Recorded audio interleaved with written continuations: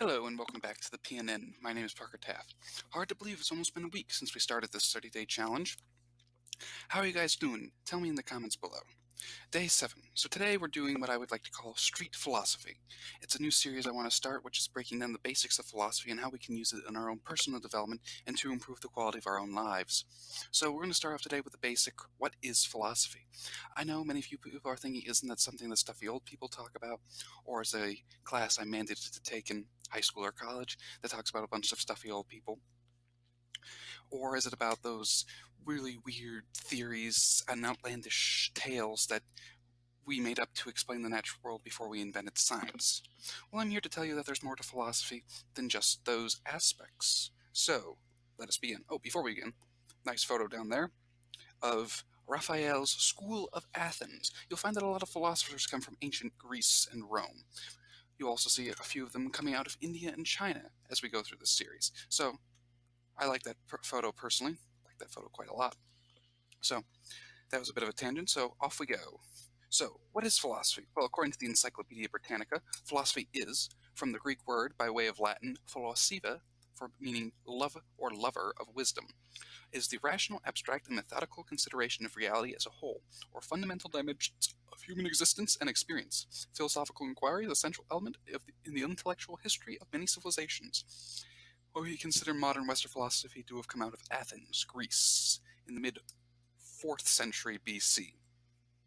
So basically, we break it down as the scientific exploration of the human condition from all its aspects, such as culture, psychology, history, and etc., and formulating into a coherent theory. So basically, it's taking all of human knowledge and trying to combine it into some sort of idea, and it breaks up into metaphysics, which is basically the world around us, the natural world, ethics, which is the way to live a best life, logic, determining what is true and what is false, and several other schools, which we'll go on to into later in greater detail. So it is defined, a philosopher is a person devoted to wisdom, is someone who strives for systematic expertise at working out how one may find best individual and collective fulfillment. Well, I think that's the best definition of what we're trying to do on this channel.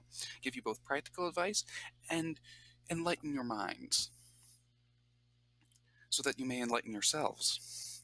So, after going through that, let's begin. So why is philosophy important? Well, according to one of the first philosophers, the Greek writer and scientist Socrates, the examined life is the only one worth living. Many people have debated over what this line means over the centuries, but basically it amounts to this.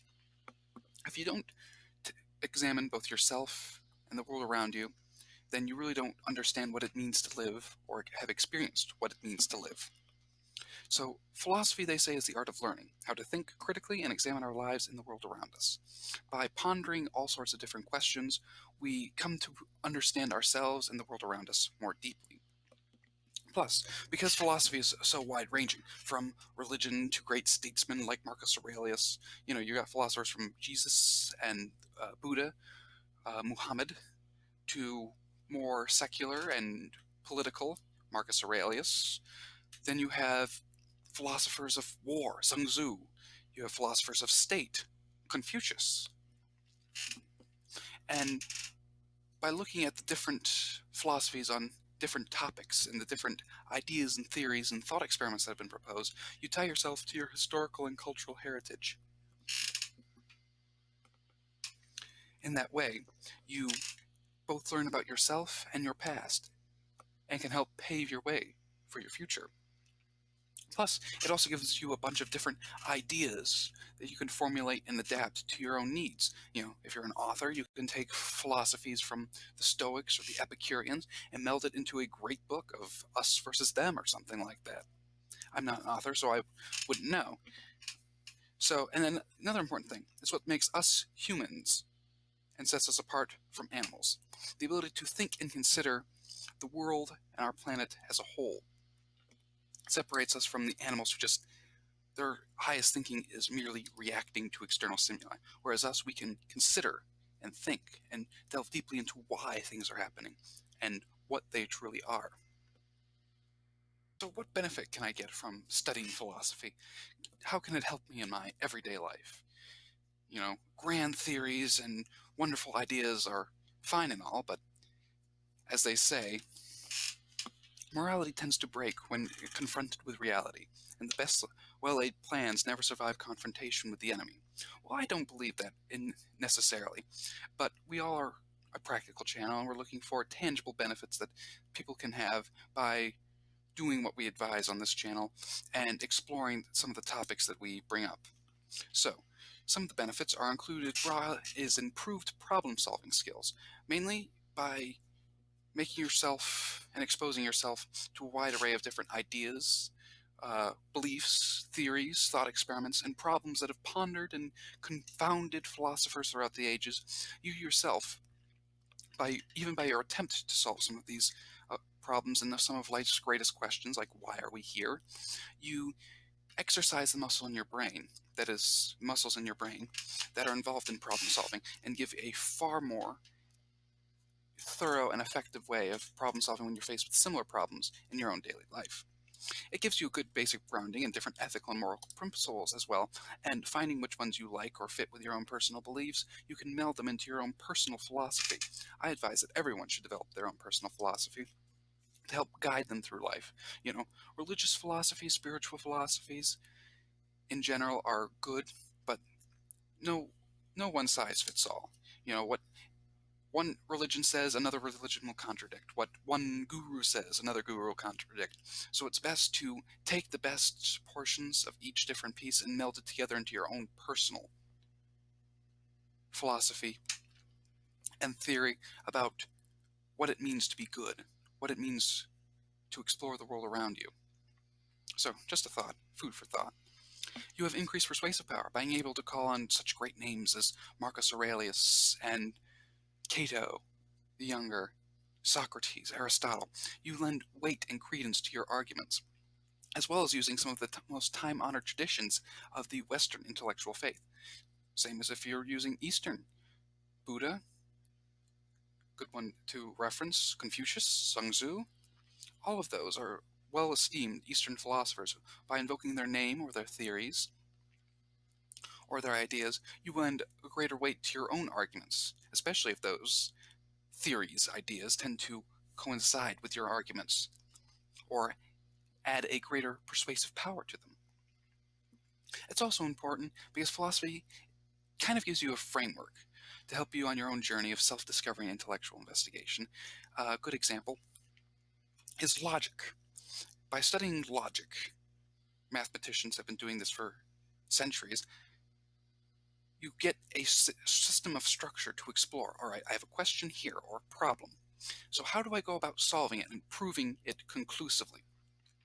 So that goes through these steps. I'm pretty sure you probably have done proofs in your geometry class in whatever state or country you're living in.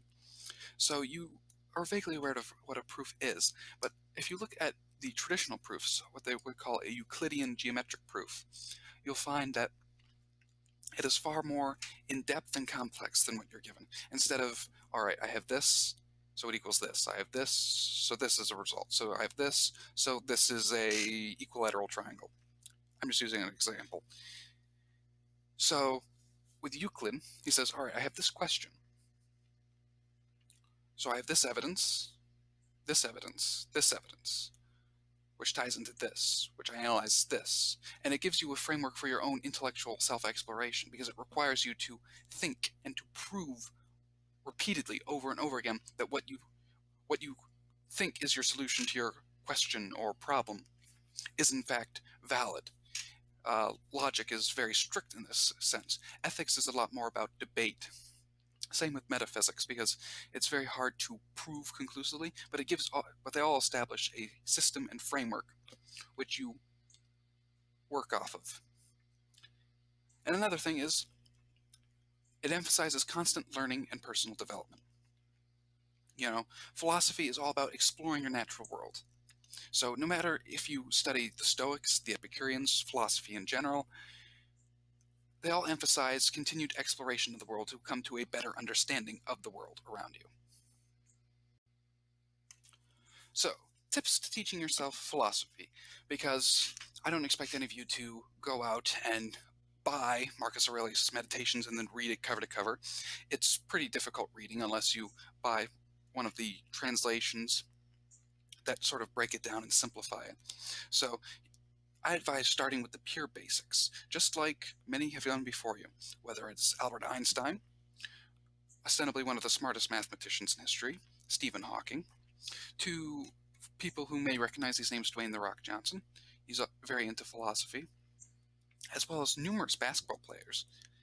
So I think we should take a tip from their book and start from the beginning and at the basics.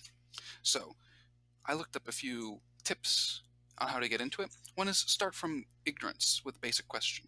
So let's say I want to know how to live a good life. So I ignore everything that I've been told or taught with. I know this might be difficult, but try to ignore everything that you've been taught and approach it from a simple, what is good and how can I be good? And then go through it step by step.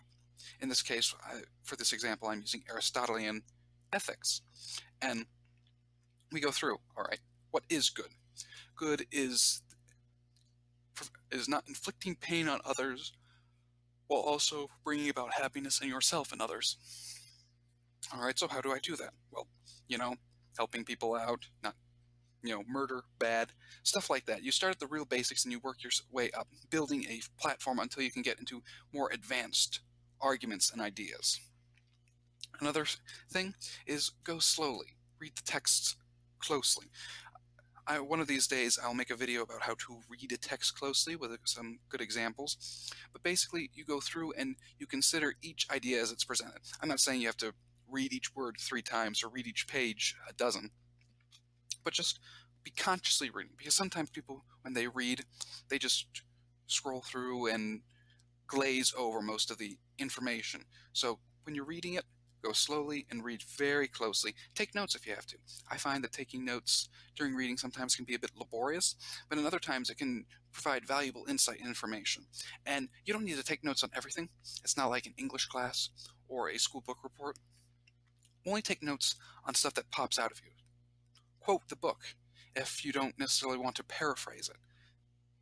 Paraphrase if you don't necessarily want to quote it. But I find keeping a journal handy, especially when reading self-development books or books on philosophy and religion, is beneficial to retaining the important information involved with it. And finally, follow your interests. Basically, you want to focus on what you want. Don't buy a book on metaphysics if your interest is politics. If that's the case, buy a book on political philosophy. Philosophy can get really boring and really dry really fast if it isn't directed in the area that you're interested in, or in the area that you're most interested in improving in. So be very wary of that. And lastly, we have begin with the basics. So start with the first philosophers and the analysis on their works. Basic, read some articles, watch some videos, just get yourself started into it. I don't expect you to go out and read a 200, 300 page tome or expect you to file through the huge literature of philosophical journals that are out there. Most of them are quite dry and have no connection with reality in terms of being practical guides.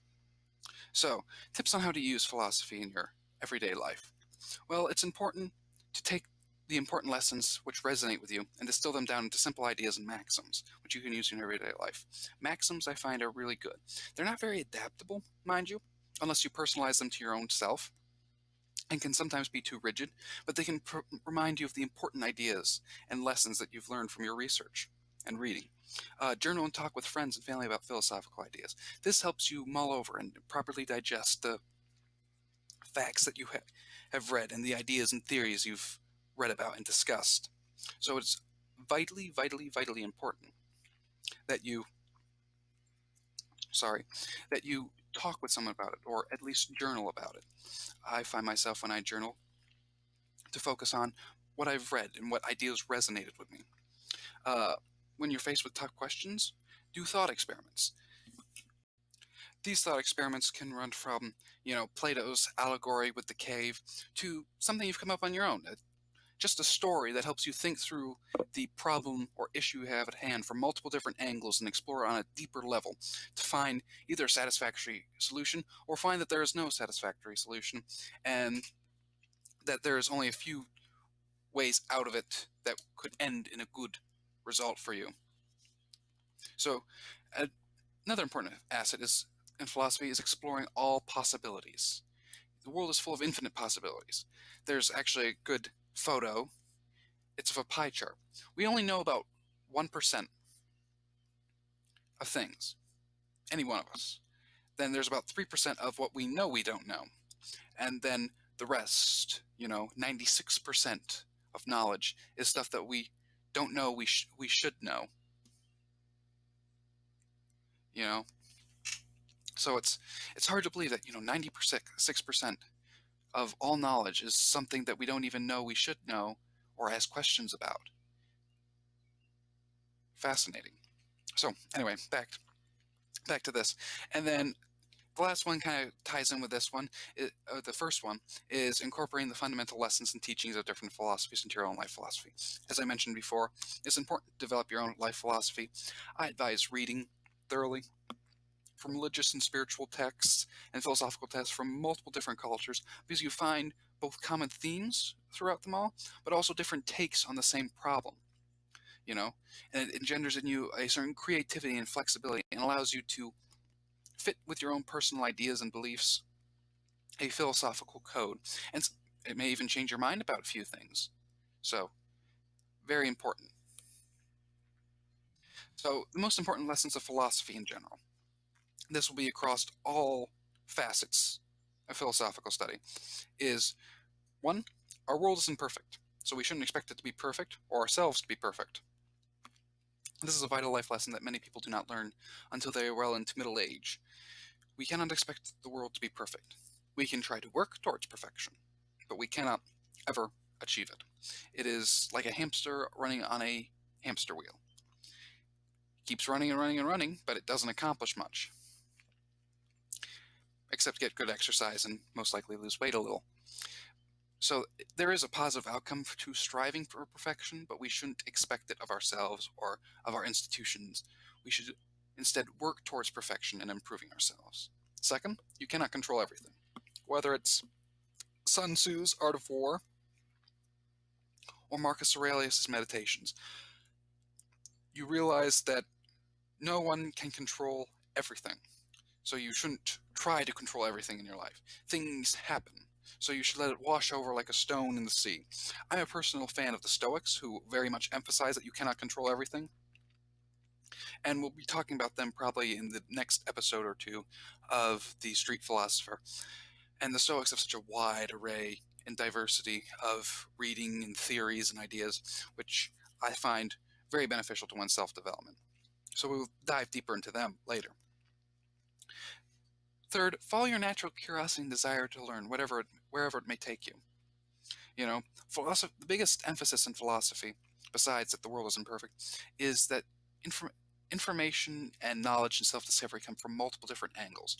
And instead of walking the strict paths that we see ourselves walking today, where we are narrowly confined to one specific path, one goal, we should instead take a more relaxed approach and wander through. Education shouldn't be rigid, drilled, repetition. It should be a journey of self-discovery, guided by your teacher, but directed by yourself. Today, sadly, that's not the case, and much education is that rote, rigid, repetitious system, which is more fit to creating automatons than it is to creating thinkers. And finally, inspirations and solutions can come from everywhere. That ties in with follow your natural curiosity. But if you look, and philosophers are great fans of the natural world. If you look at the natural world in all of its splendor and beauty, and just look at a tree for a few minutes, you'll see the fascinating abundance of both life that exists on it and around it, but the artistic beauty that went into putting it together, and the scientific beauty of how it functions, and how it came together in such a way. So yes, that rounds up our introduction to philosophy and why I think it's important to study philosophy. As you can see today, I have listed the sources and further readings, as I usually do, at the end of my presentations. And there's quite a few today because it's such a deep topic and there's such a wide array of literature on it that I can't possibly go over all of it in one episode or even 100 or 1,000 episodes. But this is just a quick summary of where I got some of my information from for this episode, and as well as some further reading which I think can help you get started on your journey. As always, I hope you all are doing wonderfully. I would like to ask you once again how your 30-day challenge is coming along, and leave comments in the comment section below regarding how you're doing and where you think you could improve, or ask questions about how I can help you on your 30-day journey. As always, I thank you for tuning in. I hope you enjoyed. If you did, click the like button. Don't forget to subscribe. And see you tomorrow. This is the PNN Broadcast, signing off.